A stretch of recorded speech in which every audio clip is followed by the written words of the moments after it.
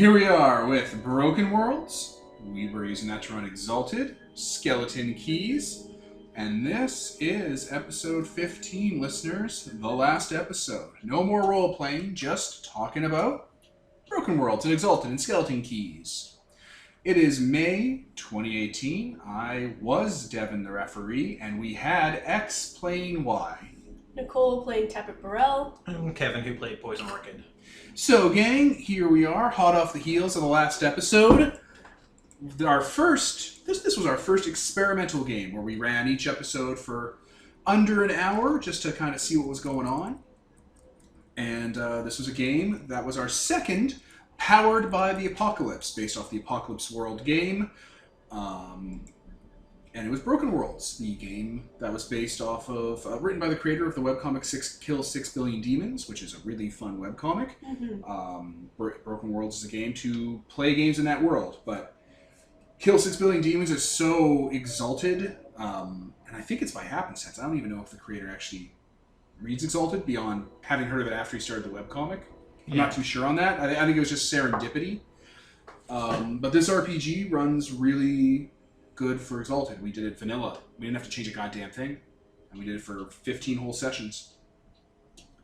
That's kind of the Vegas backstory. What do we want to talk about? What's the first thing we have thoughts on? What, the game, the system, or the setting? Let's talk about the system itself. The setting is not something we really used, because obviously...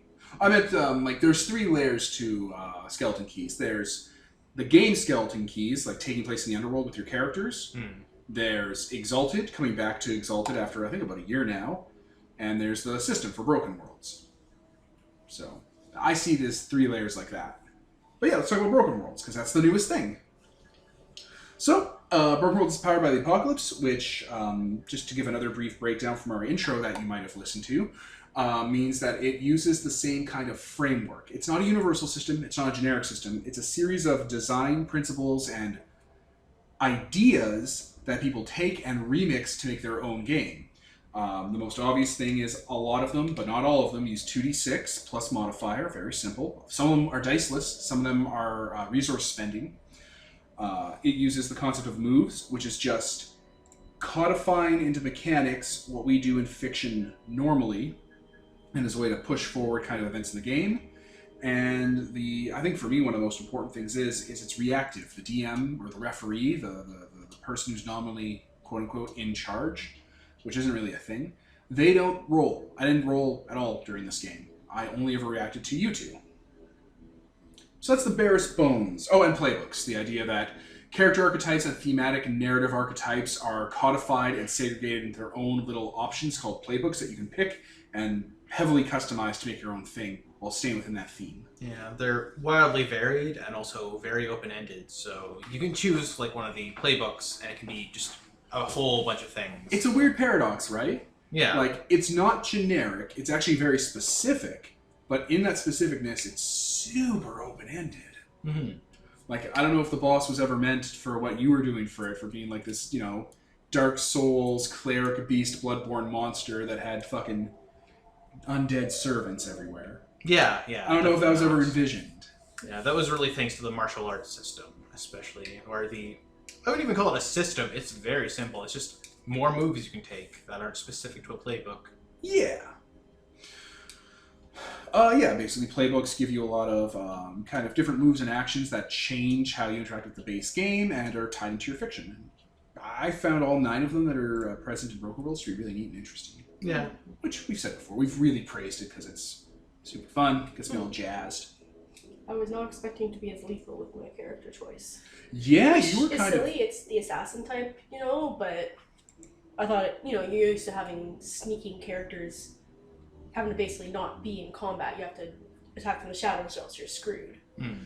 Yeah, Broken Worlds is a very combat game. The whole game's based around not like D&D style kind of like sludging through combat. It's based on kung fu action, the way you kind of want Exalted to be. And that's where all of the playbooks, all of the moves, all of the sort of dynamics of the game focuses around. Very much, high-octane action. And, even you being an assassin, you were an assassin, you could be anywhere you wanted, you could sneak, you could, do cool things with it, but you were also fucking murderous. Oh yeah. You were like a badly dubbed kung fu ninja running across water and throwing swords into people's throats. Yep. You know, controlling air like an avatar bender. Yes. That was the martial art I took though. But still, it's a great like one small tweak in the playbook and done. Yeah. Super modified and super altered. Changed the entire nature of the character. What about you, Kevin? What do you like about your character? The boss moves are really neat. The ways you can like push them around and still be very powerful, like physically. One thing I didn't expect, which is from how you guys interacted, was a lot of people I don't think go into Powered by the Apocalypse expecting a very robust, like tactical feel to the combat system. But the way the moves are written, they synergize with each other in a way that it gives it a layer of tactics to it. Like using Acuity to add armor piercing or to reduce damage. Nicole knocking people over with reeling, and then you having that boss move that allows you to do more damage against people who are reeling. Yeah. Like there's an actual system in there, like a chess game. Yeah, the playbooks are designed specifically so that each player can only play one playbook. Like you can't have multiples of the same type, so they all interact with their various moves. They actually synergize very well. Yeah. Yeah, like there's it's like Into the Breach, where Into the Breach has there's a very small amount of mechanics in it, but it becomes a game of chess where it like all plays off each other. It's nice and it was refreshing. And it wasn't hard. Like you kind of once you got the rhythm for it, it just sort of happened. Oh yeah. So that was fun. Combat itself was good because combat wasn't really given much more. It wasn't given that much more kind of attention by the system than normal move actions were. Like doing combat was like do might, do reach heaven through violence, do acuity, but these are things you could do anyway for different moves. Oh yeah. Oh, go ahead. I was gonna say a good example of not even needing to roll though was when all those immaculate monks they're coming down, they're angry at us, and we basically did the whole social system without actually rolling the social system. Yeah. Usually like that you have leverage, they have leverage and stuff like that, and we did that without ever actually touching dice. Yeah, you're only supposed to do moves if things are in question, which is something RPG systems have been trying to tell people forever. But specifically for Bend Will, you're supposed to have leverage on people, and if you have enough leverage, you kind of just push it through without having to roll. And the way you interacted with the monks, the Power Ranger monks, and with the book and like giving up, what's the word you're looking for? Concessions. You were giving up concessions on the nature of the book and what you guys were going to do and how you're going to treat them so much that you had enough leverage to get them to just agree without having to roll Bend Will and having like a chance of like consequences popping in. Which, that was super interesting because it was the narrative of the game was really at the forefront. Like, and we tried that a lot, listeners. It's something we're still getting a handle on. We're very new to Powered by the Apocalypse still because with the Veil and Broken Worlds, but we're trying to figure out doing the actions first and then assigning the move to it. Yeah, it's still very new. I'm not going to say it's alien to us, but it's something that we're still trying to get into that flow and rhythm of. Yeah, it's a neat thing though, like role playing out what happens and then figuring out the move that matches. And only consequences that are interesting pop up. I faulted on that a bunch if you've listened to the thing, listeners, where it's like someone got a 7, like a 10 plus, they're supposed to kind of get what they want, but anything below that, you're supposed to create a reaction that's an interesting hook. And it didn't always work out just because I didn't have anything at the moment. But it was definitely good practice for getting into that. Whenever you guys got a subpar roll, you're supposed to want to get subpar rolls because it makes it more neat. Yeah, you can't always have a winner though. So. Yeah, you can't always be on the ball, which that's fine. But it's neat, because when we were doing that, it's like, oh, if you rolled poorly or if you didn't get everything you wanted, I get to think of a counter thing, and that makes it a more interesting situation, and you guys bounce off of that, and it drives you forward more. So yeah, it's a cool setup because that's kind of the whole baseline for what Powered by the Apocalypse pushes for, where every action has the potential to make a more interesting reaction in the nature of the game and the nature of the story being told.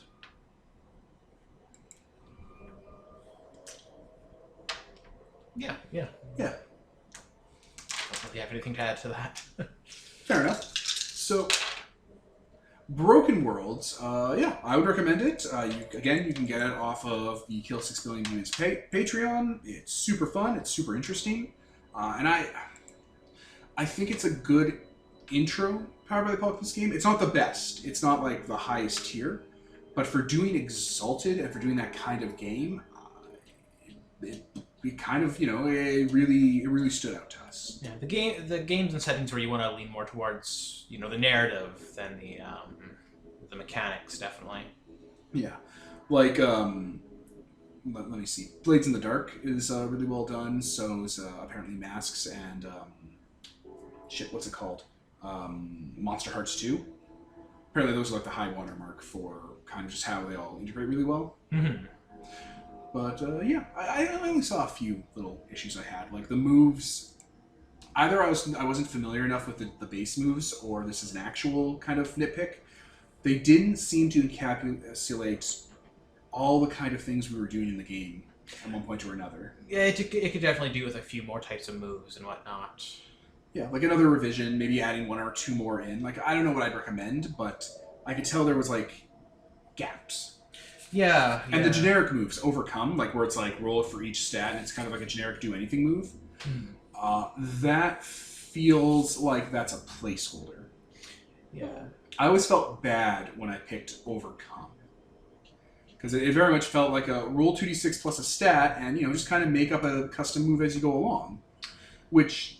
that seems like that's just natural to the game, and it being its own thing called Overcome is helpful if you don't know what you're doing. Like, it's helpful if, we're coming into it. But there's something that could be added. I'm not sure what it is. I'm not specialized enough with the system or with the design philosophy to really give a concrete example. Mm-hmm. Like, you can tell they were trying to go really simple with the moves. Like, combat moves, there's pretty much one for each attribute. Yeah. There's symmetry there. Yeah. Exactly. And, yeah, I don't think I have much else to say. Broken World is a really solid Exalted game. Mm-hmm. It definitely was not a fucking migraine to run. We definitely weren't having to pause to reference endless amounts of rules, and it just kind of clicked in. Yeah, the playbooks all really seem to match up to things that would appear in Exalted, too. Yeah! I know we said this in the intro, but we went over, like, old character concepts and old, like, Exalted, PCs and NPCs from Princes of the Universe, and, man, they fit into those 9 playbooks a lot. Mm-hmm. You can also do one character in multiple different playbooks depending on what you focused on. Mm-hmm. That was really cool. I didn't expect the playbooks to be... I had no expectations for the playbooks to be that well-rounded and well thought out from an archetype standpoint. Mm. It has no business being that good. Like anyone who, like I've seen people try to put together an Exalted Powered by the Apocalypse game, and it's like, oh, this is the Solar Dawn playbook, this is the Solar Twilight playbook, and it's very boilerplate. Yeah. And it's like, what's the difference between a Solar Dawn and an Abyssal Dawn? There's not a difference. They shouldn't be their own individual playbooks. No. You shouldn't... That's not the way to go about it. You should base it on character archetypes, not classes in the game. Exactly. And yeah, Broken Worlds knocked that out of the park. Mm-hmm. Which was just neat. No, yeah, definitely. Any other comments on it? Any other things you liked? I wish the game incentivized pushing moves more.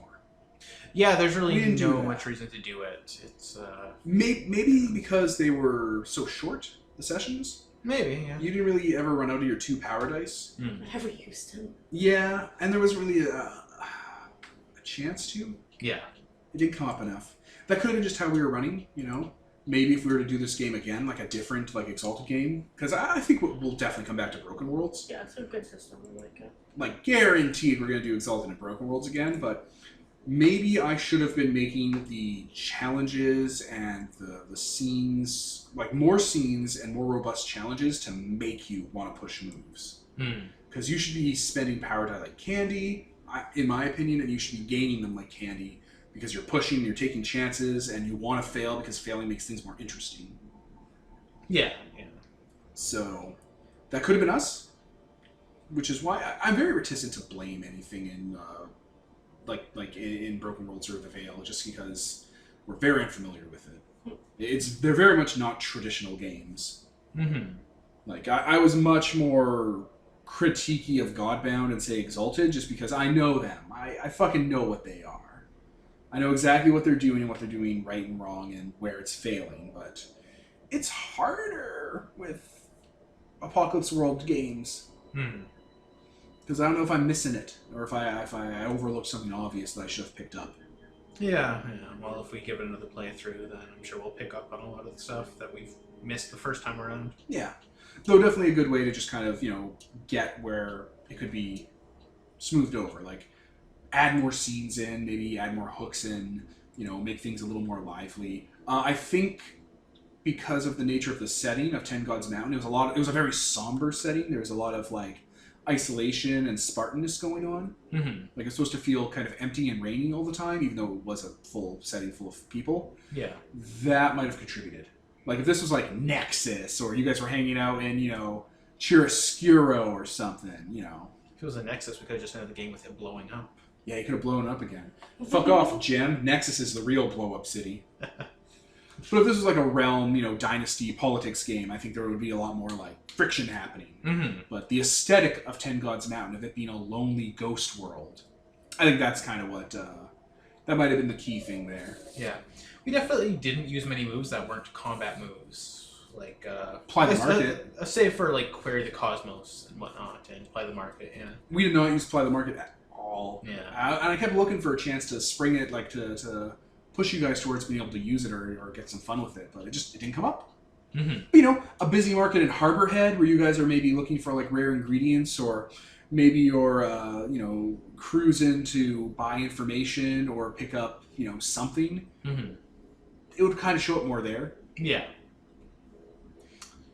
Well, the boss is seriously centered around getting that stuff super easily. I should have been giving you more opportunity for it, and I just wasn't clicking in, but next time. Yeah. Yeah, my character used my stealth moves a few times, but... I feel like if we were to do it again, we would, because this was supposed to be just a very short game to kind of get a taste for things, we would make it a little more sprawling. Like, you guys would have more concrete goals that we'd set up ahead of time. There'd be more sandbox type play moving in. So, you doing thief stuff, you doing bossy, stealing, markety stuff, it would come up more. It's kind of just what was on my mind about that. Yeah. More opportunities. If it was a longer game, yeah. So if it's a short game, we're going to be right to the point kind of thing. Exactly, very succinct. There's not a lot you can do there's a lot you can do in 40 minutes. I found those scenes really ended at a very nice pace when we did 40-minute episodes. But, if we increased the amount of seasons or sessions in a game like that, there's more room to grow. So, yeah, I think that's all for Broken World. Yeah, Exalted, we came back. We did. That was fun. An Abyssal, a Dragon-Blooded. You guys had interesting backstories. You guys were connected. We used our own fluff of the Underworld, like a more interesting take on it, which I kind of cribbed from people talking about how the Underworld's going to be fixed in third, which we've talked about before. I think even in our Abyssals off topic. Oh, yeah, I think so. Yeah, where the Underworld is, pockets of afterlives connected by, lonesome rivers that head to the labyrinth. That was neat. I think we got a lot of nice, interesting sort of setting-specific tone and flavor mixed in there. I think people who like Exalted will get a kick out of it. I cribbed a lot of Wraith terms. I was Smell that? Yeah, I was throwing them out. I talk about moving away from the Underworld being, Wraith Town, but refluffed for Exalted. And it's true, you should definitely do that, because Wraith Underworld isn't... I never liked Wraith Underworld. I liked Wraith the game. I didn't like Stygia and like all those guilds and shit. I thought that was shit in Wraith and ruined the sense of isolation. Yeah, definitely. Like, Wraith is a game where you're supposed to be a dead man dealing with being dead, and you have other Wraiths, and you're all dealing with, like, your fetters and your people moving on and being alone because you're ghosts. And instead it gave this huge underworld city you go This to. fucking Vampire the Masquerade city where you can go there and fucking buy coins with screaming faces on them because of soul smithing. And it totally undermined every lesson Wraith was teaching. But the terms, classy. Skinlands, the Quick, Wraith, Spectre, Spook, Argos, Moliate, all that stuff.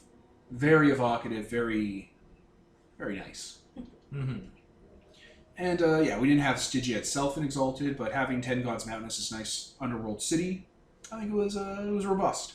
I wish we could have gotten more interaction out of the guilds, but all that stuff I wrote up was for you guys to build your characters around, and you picked what you found was most interesting. So the Exchange Consulate, the Hungry Ronin and Ant Skull, all that stuff. Yeah. The rural campus. I wanted to deal with the fucking serial killing that was happening, but kind of just got busy with other stuff. Yeah. Yeah, you latched on to what was interesting at the time.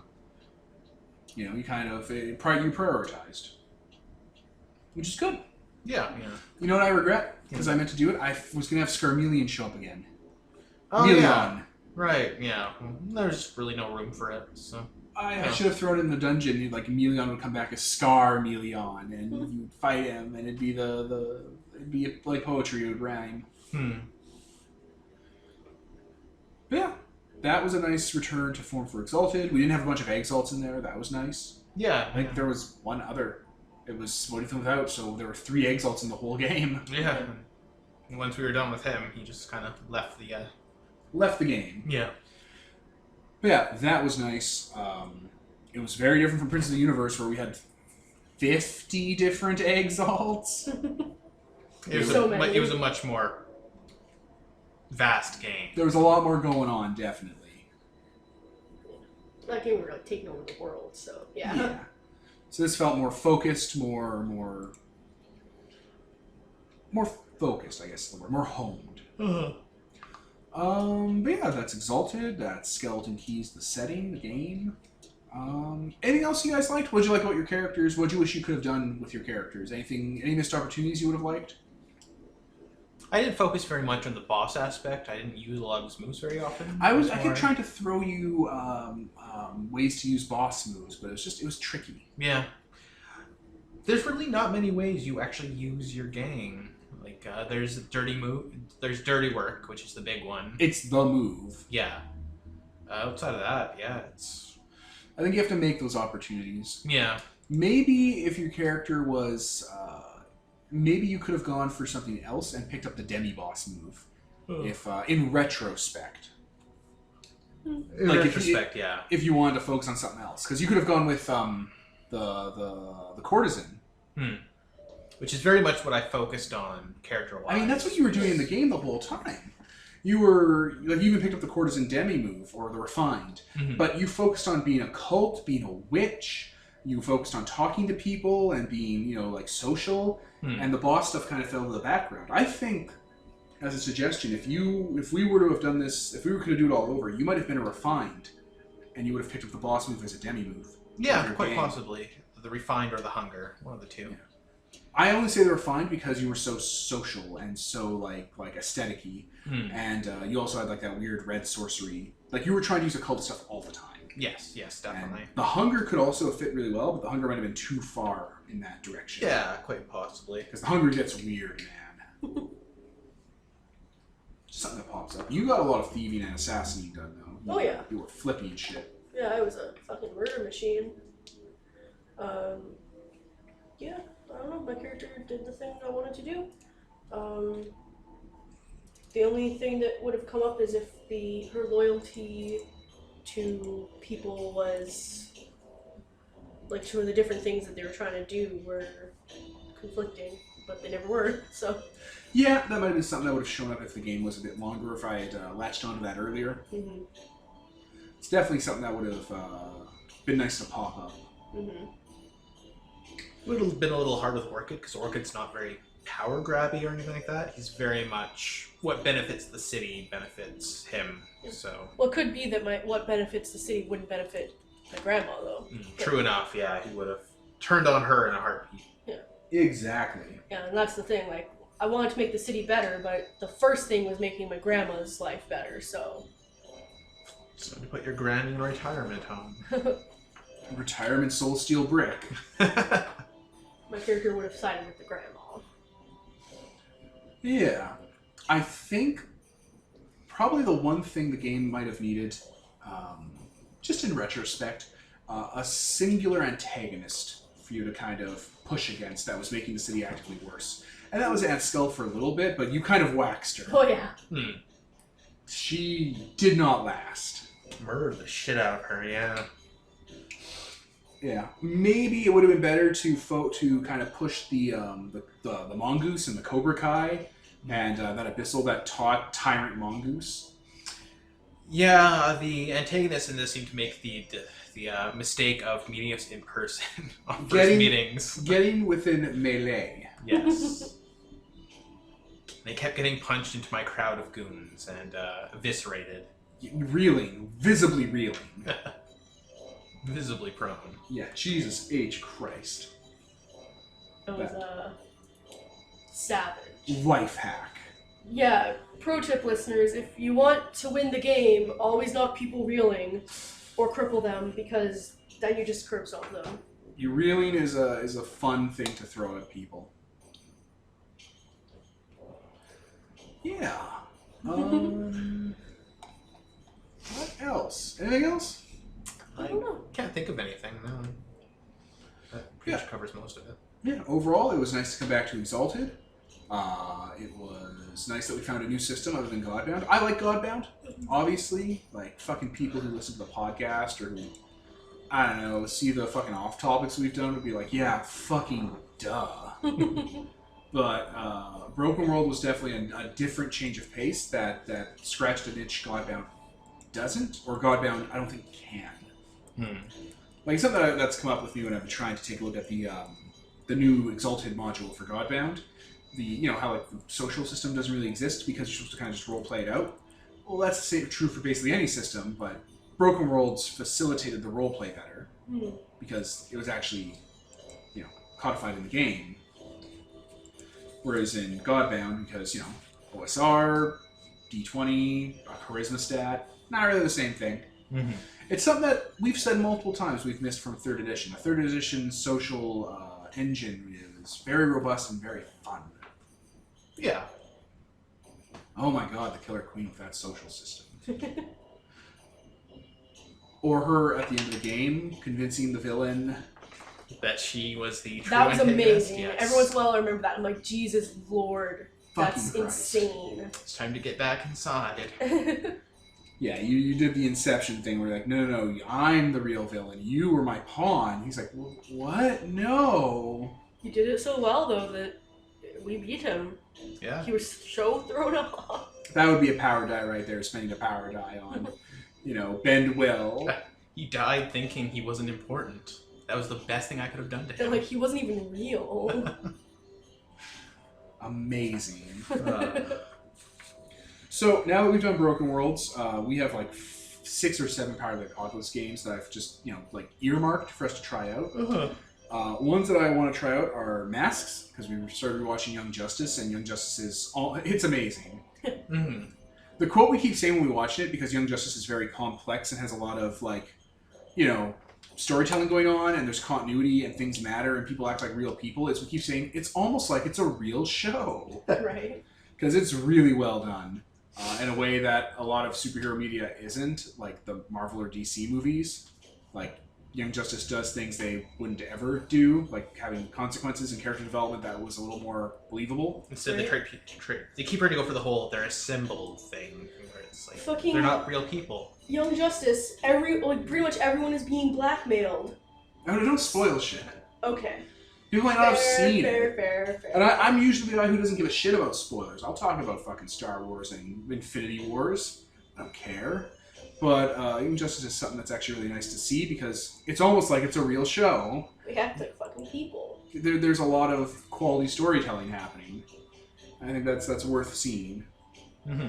Other than Masks, Fellowship, which is quote-unquote the Lord of the Rings Powered by the Apocalypse game, but there's so much more going on there. Oh yeah, definitely. It's very there's open-ended. Like, it's not Lord of the Rings. It's Lord of the Rings. It's Star Wars. It's every fantasy story. It's Flash Gordon that codifies the scrappy rebels against the evil emperor. Like, it's every one of those games, and it's really on the nose about it. It's Power Rangers to an extent, too. Like, not modern Power Rangers, and by modern I mean, like, not like in space, or the one with the cars. It's more like those weird Power Ranger spin-offs or Sentai spin-offs where it's like medieval, or it's back in time, or it's like future society where each ranger represents a different clan or race or something. Like Z Ranger, where they're each from the different dinosaur clans. Like Rita is even an example name of the emperor of the evil guy that you could be in Fellowship. Yep. You could just do Z Ranger. Evil Queen Bandora and the Bandora Gang. She even has gangs and guys. It's also Final Fantasy because you have the evil Garland, like Chaos, and then he has his armies and his lieutenants and stuff, and then you have the 4 heroes of light coming from different cultures to banish them. Fellowship does all of that, and that seems really fun. Yeah. Also, I want to try Fellowship because it codifies the position of the referee. Instead of the referee being the guy who is in charge of the game and owns it, and this is his story, and shut the fuck up, because that's how traditional games go, Fellowship codifies the referee as an actual other player. If you want to be the referee type person for Fellowship, you get a playbook just like everyone else does, and your playbook is the Overlord. You play the villain. And because you've already won, or are in the process of winning, you have more control over the fiction of the world than the Fellowship does, because you're able to make more changes to it. So it's kind of the same role as the referee, where you fill in details about what it looks like now, because you had a direct hand in what it looks like now, because you conquered it. And that is super interesting. Oh yeah, it's very interesting. That is something I want to explore. Also, Blades in the Dark, because it's Shadowrun. Like, it's good Shadowrun. like unlike Shadowrun, it's good. Maybe some angry comments. From what, Shadowrun fans? All one of them? Shadowrun has a lot there that, like, I'm like, oh, that sounds... And, like, the rest of them, I'm just like, oh, never mind. Shadowrun is a thing that has a lot of potential and a lot of neat cyberpunk shit to it. But Yeah, I stand by that Shadowrun isn't cyberpunk. Like, it is cyberpunk, but it's its own special genre shaped like itself that does not represent cyberpunk at all. fair enough, yeah. And that's a different rant. It's its own thing of cyberpunk. It's its entire own thing. Largely derived from it's D&D, but the dungeon is a corporate office, and the loot is sweet hard cash. Yeah, It's a kill and take game. That's a good way to put it. It's just a dungeon crawl, but in the future. That's why it doesn't connect with me, because it's just a dungeon crawl. Cyberpunk is usually a story about bigger things going on, and if there's a run, because there are shadow runs, quote unquote, in Cyberpunk, like Altered Carbon has one in the second novel. Neuromancer is a shadow run. But is the key word here, and I've talked about this before. The story is usually one singular run that changes everything, and when the characters are done the run, they're done. Their arc is complete. So Neuromancer was a single run, and the whole book was leading up to the run and doing it, and getting the pieces and material and the intel and the access and the runners for it. And then they were done. Yeah. Whereas Shadowrun's like, you do the run and then you come back next week and you all hang out together. And you do another Shadowrun, and the entire system is based around doing more runs. And yeah, it also is the most cynical take on Cyberpunk ever, because Cyberpunk is about pushing against the man and pushing against the system. And in Shadowrun, you're a bunch of dancing whores for the system. Shadowrun does the fight... Okay, Fight Club talks about this, where you can't buy an identity, and that's what capitalism does. It sells you an identity. So it's like, I'm a gamer. I'm a tabletop gamer. I'm a League of Legends player. I'm a Coke drinker. And that stuff's shit, because it doesn't let you develop as a person. It's selling you it. You buy into it. I like IKEA furniture. I like sports team. I'm a grill man. I don't use propane. I use charcoal. And Shadowrun is that to a T. In Cyberpunk, you're an actual rebel rebelling against the system and doing something for yourself. In Shadowrun, because there always has to be another Shadowrun, the corporation and Mr. Johnson hire you, and you're basically an employee. You're basically an employee that's a part-timer that they don't give health care to because they don't give you enough hours, and you're an Uber driver. Uber's this great thing that gives you the power to make money on your own time. That's what Shadowrunners are in Shadowrun. They're Uber drivers. They're tricked. They're fools. They're morons. You gain enough money so you can do your next Shadowrun, so you get enough money to do your next Shadowrun, basically. Yeah, and the Uber analogy is Uber drivers think that they're making money, but they're fools, because Uber doesn't give them any benefits, any insurance, any support network, any safety, And instead, it pays them not a lot of money to drive people around, and they take most of the money. And the Uber driver's like, I'm making all this money, right? But no, you're paying for your time, you're paying for your fuel, you're paying for wear and tear on the car, and if you get into an accident, you're done. They just cut you loose. They don't have to keep you employed. And that's what a Shadowrunner is. Yeah, people are like, well, then just make characters that aren't just like that for Shadowrun. And it's like, Then don't play Shadowrun. then you would do one run and be done. Like, there's no reason to do it unless there's literally two reasons to be a Shadowrunner. You want revenge on a specific company, or you want money to perpetuate the cycle of being a Shadowrunner. Yeah, so Shadowrun itself has kind of accidentally turned Shadowrunners into a consumer identity, or like a thing that people co-opt for money. It's turned them into employees. You don't fight against the man in Shadowrun anymore. You're like the employee that thinks if they work 80 hours a week for 30 hours of pay, they're moving up in the world because they have a good work ethic. So I promised I wouldn't go on a Shadowrun rant, but I clearly just did. Anyway, Blades in the Dark looks like it's actually fun. And not all of that baggage. Other Powered by the Apocalypse games that we have seen, Monster Hearts looks fun. I kind of want to come back to the Veil with new eyes, now that I know what I know now. The Veil is basically just another Blades in the Dark as far as like playing a cyberpunk game goes. It's different. It's not about runs. It's about humanity, and it's about learning, and it's about like dealing with your own internal demons in the vein of cyberpunk. I put forward my personal opinion that the Veil is more cyberpunk than Shadowrun or the Sprawl or Cyberpunk 2020 or any of the trad game cyberpunk games. It's more cyberpunk because it's more like those original ideas. Like that's just how I see it. And I'd like to come back to it with a fresh set of eyes, you know? The other one is Legacy 2nd Edition. Which one's that now? You play it's RimWorld. Oh, huh.